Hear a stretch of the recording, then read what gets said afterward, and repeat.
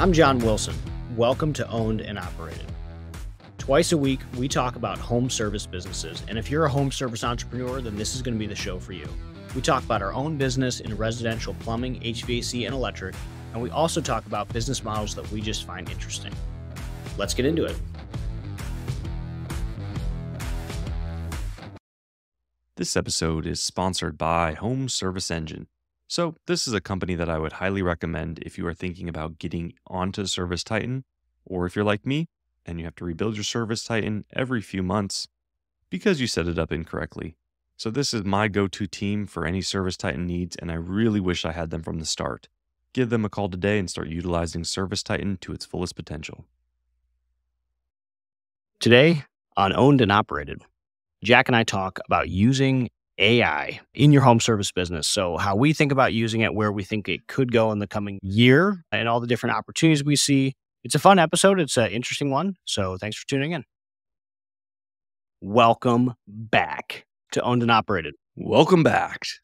Today, we're going to be talking about AI. But before we get into that, what's going on in your week? We are hopefully 9 days away from our close of our plumbing company that we're buying. Nice. So excited. Like, lawyers are involved, Yep. CPAs involved, no banks involved though. We're closing on a $1.6 million company. That's the best. Gross. Not a single bank involved. So I love that. Banks just make it all convoluted. It's a beautiful business. Very excited. The owner is going to stay on with us. He's a good guy. And besides that, today I realized there is a path to surviving Febageddon. February Armageddon for home services. I mean, our outbounding, we have hired an outbound guy and he's absolutely killing it, like I told you. Yep. And like, we might break even this month, which is a huge thing. Huge win. Yeah. Most years, like, I lose hundreds of thousands in February. Yeah. I thought at one point we were going to lose like 40 or 50K. Yeah. And I mean, that's a lot for a small business, but we might zero out. Like, it's close. It was 70 today. Like, no joke, 70 in February. It's stupid. It's tough. And the game's changing. The game's changing a lot. This is the most mild winter that I've ever endured, but this seems to be becoming the norm. Like, every year it's gotten warmer and warmer. And now this is, 60 and 70s. So we're having to change the game. But we're starting AC tune-up sooner. We're pushing. What's actually been interesting is we walked into quarter one so ready for HVAC to take a hit that HVAC is doing the best because of all the stuff that we put into play. We're struggling in the other departments because all of our energy went into prepping HVAC and not prepping the other departments. So HVAC is cruising. Like, even in February, even 65, whatever, we're going to do as much revenue as we did in October.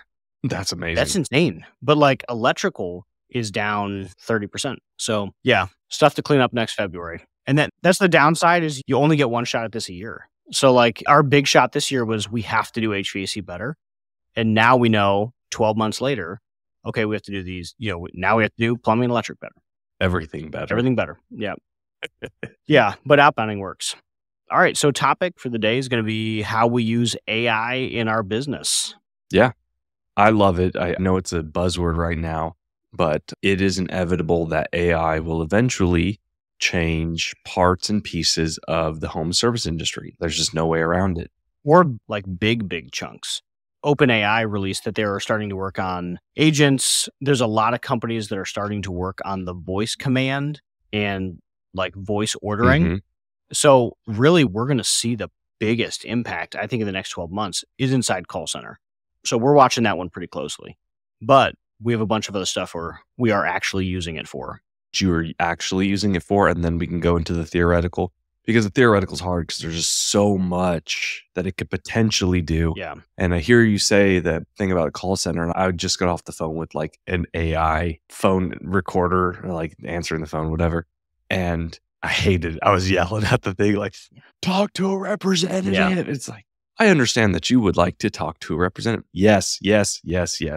See it working, and I could see it not working. They're not close yet, but they're close enough that it's likely to see the first good one in the next year. But there's like 10 or 15 different products out there to replace in-house agents or to replace sales development reps. Yeah, I could definitely see getting it there. Or just basic questions. If it becomes the FAQ center for something, I could definitely see it working. It just needs a big jump. like everything else. But so in terms of what you're using it for, what are you using it for currently? So we're using AI for a couple different things right now. We use it across most departments, which is good, I think. Really? Yes. I wouldn't have guessed that you've integrated it that much into your business already. So you're saying you're using it in marketing? I don't even think it's that deep of an integration. It's just it's getting Mhm. used. Like the team feels comfortable using it. We call it Karen, so that way it has a name.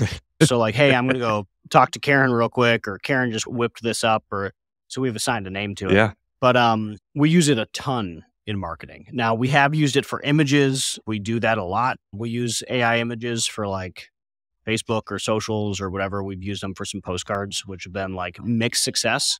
We use it a lot for copy and emails. Aside from images, what we use it for the most is enhancement of writing. And when you think about writing, like marketing and copy is obviously one angle. The other angle is, we write hundreds of estimates a day. So we use AI to enhance the estimate. And it ended up like you have someone who will write like really limited notes on a invoice or will not leave a detailed whatever or provides a poor description of work.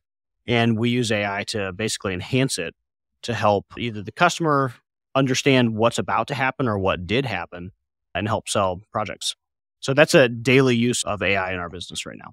I like the way that you frame that too, because you framed it as it's an enhancement tool. It's Yeah. not a like I use AI, which is the way that I think a lot of people try to describe their AI function as this is the turnkey go-to.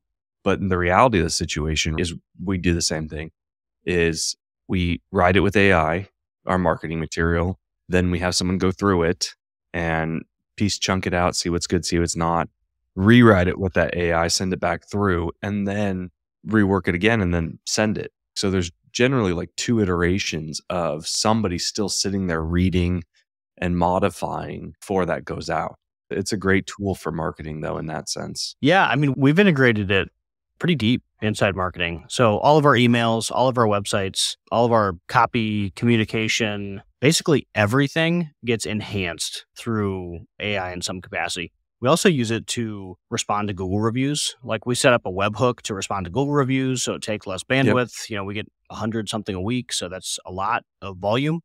So yeah, it's definitely deepest inside the marketing department.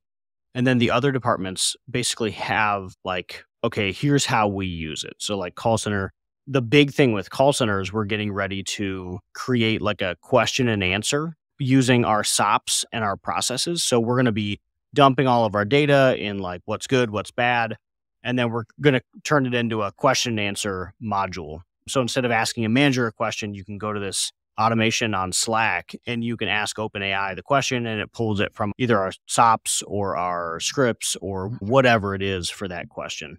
So like, hey, do we work on mobile homes? Yes, no. And then like, here's the page reference or whatever. So we hope that helps speed up. We think we can do that across every department. It's just that the department that would need it the soonest is call takers. A lot of people are using it for like, ask John. Like, okay, I've put out so much content into the world. It would not be difficult for an AI to like read everything I've ever written, listen or read the transcripts or whatever for everything we've ever said on the show, and come up with what my answer would be on like questions. So we're thinking about doing the same thing with our managers, with our scripts of just like, okay, like how would we respond to this and how do we automate those responses? I've never thought about it as an internal tool. That's a great idea because once you start becoming a higher level manager or owner, all of the repeated questions just get routed through you daily, the same ones over and over again. And if you had a quick, easy tool that you just routed over here in the secondary forum, are you guys using like another webhook to grab that and create like an internal plugin or something on their dashboard? I don't know if it's webhook or not, but it'll be hooked up through a Slack automation. So basically, like they'll ask a question to a Slack bot, and that will query our database, and then it'll spit the answer out.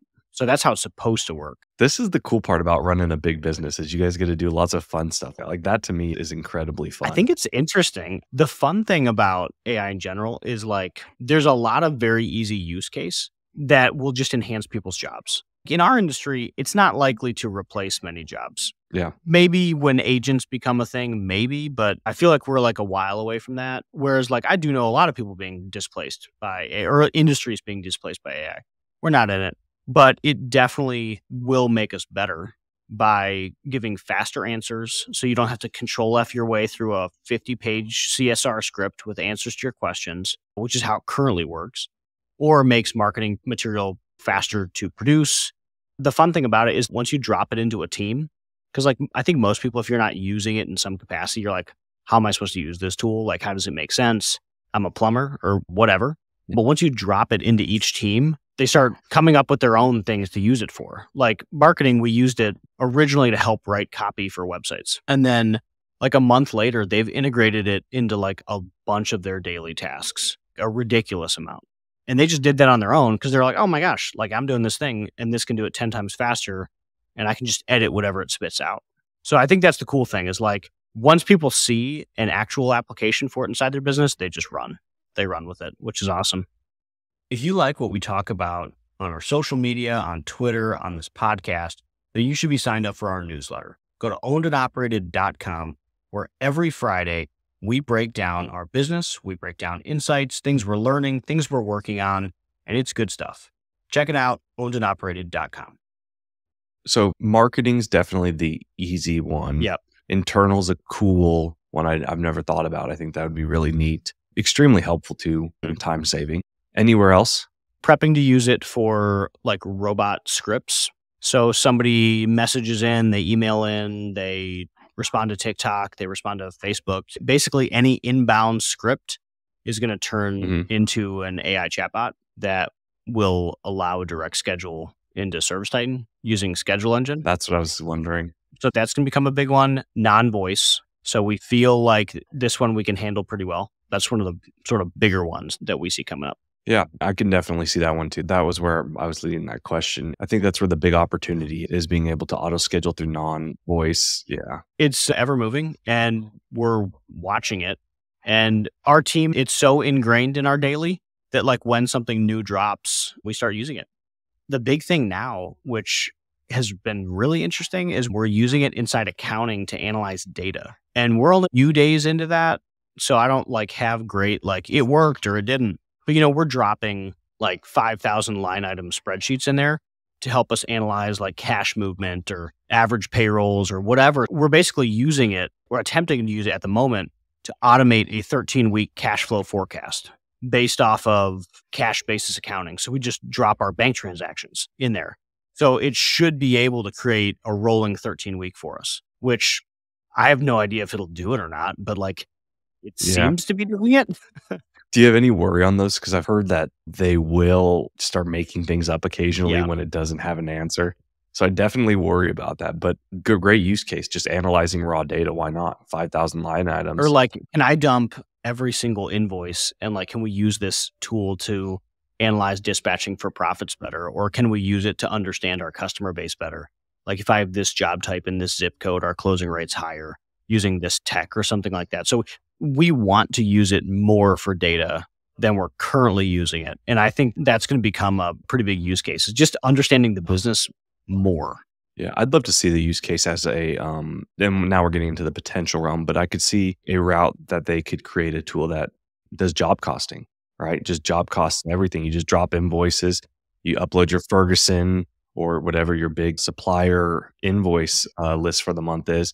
You update your Service Titan list on what you paid and it matches everything up and gives you an average job cost across the board. That would be real quick and dirty. Yeah. And I actually don't think that's that far off. Like you could do that with a webhook and like an email. So that is actually probably not like disastrously far. Like you might even be able to do that now. Yeah. I think if we had the resources, you probably could create a roundabout way to manually do one or two movements to get a months long list of stuff like that. Yeah. I think what would be fun, I have a good friend of mine who's like his entire job is consulting on VR. And he was working at Accenture doing that. And a lot of his job became like the use of AI and how to use it. And what I keep thinking would be fun is like once a month, you just literally bring somebody into your business and you drop them in there. Because I think it's more of a time thing. Like, who's going to sit down and figure out how to create this flow to drop job costing to make it automatic? Because that would be hyper useful. But like, you don't have time. You're busy. I don't have time. I'm busy. So I think just like that and process mapping, that's something we're thinking about doing, where we like hire an outside consultant to come in once a month and like map out the processes that we don't feel like we have dialed in. So this would be an AI consultant where they come in and be like, hey, this process that you're doing over here, we could turn that into like a 5-hook system and you could reduce drag, save yourself $10,000 a month. Like, that'd be sick. Yeah, I mean, I'm sure they're out there. Yeah. I can't imagine that'd be an overly difficult thing. I think it's honestly just like a nerd that uses AI more regularly than I do to understand like, oh yeah, here's exactly how you put it all together. He said that in the most respectful way. Most respectful way. AI friends. Like, please call me and come consult. Yeah. He will pay you. That's how respectful it is. It's good respectful. Yeah, man. I love it. I think those are the kind of things, it's almost better utilization of your Service Titan data, right? So you have all this data from Service Titan, and half the time it is extremely difficult to mine it. Yeah. And so to actually be able to use AI to get it, it would be great. Yep. 100%. Well, so solid. You have any that I missed? No. So, I mean, we're in the same boat. We use it as handsifying for all of our SEO, all of our copy, all of our writing.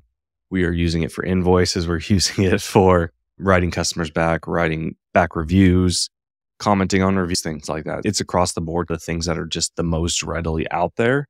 I don't think we've gone into data yet. We definitely haven't gone into data yet. And then I'm sitting back and waiting on like Dispatch Pro and stuff that's supposed to be using AI. I'm just not so sure that I trust any of it yet. So I think we have to see the use case click in and people actually like really get value from it before I spend that kind of money on it. Also, I need to figure out how to do the picture AI. Like every time I put in like, I'm sure everyone else out there has this issue. Yeah, it takes a lot of iterations. Yeah. Mechanic working on a mini split and like the mechanic's face comes out like all contorted. I'm going, there's no use of this. I need like 4 hours to sit down and figure out like, oh, you have to do this to get their faces to look correctly. Or you have to, I know you can do like not mapping, but like overlay where you pick a face and then you put it on, and or probably just pay for more expensive versions of the software. We'll get there. Yeah, we'll get there. It's fun though. And it's definitely, if you're not using it, my hope is that everybody on here listening to this podcast is at least using some version of it, but at least sitting down and being intentional about thinking about how you can reduce drag by, can this be done by AI? I think that's a great way to move forward and a great way to save some huge money and get a leg up on competitors. Heck yeah, man. This was solid. Thanks for listening to today's show. And if you like what you heard, give us a 5-star, leave a comment, and go make sure you check out ownedandoperated.com, sign up for the newsletter. We have events. We're doing all the things. So check it out. All of the things. Check it out. Thanks for tuning in to Owned and Operated, the podcast for home service entrepreneurs. If you enjoyed today's episode, please hit the like button and subscribe to the podcast. If you have any questions or topics you'd like us to cover, feel free to reach out. You can find me on Twitter at @WilsonCompanies. I'll see you next time.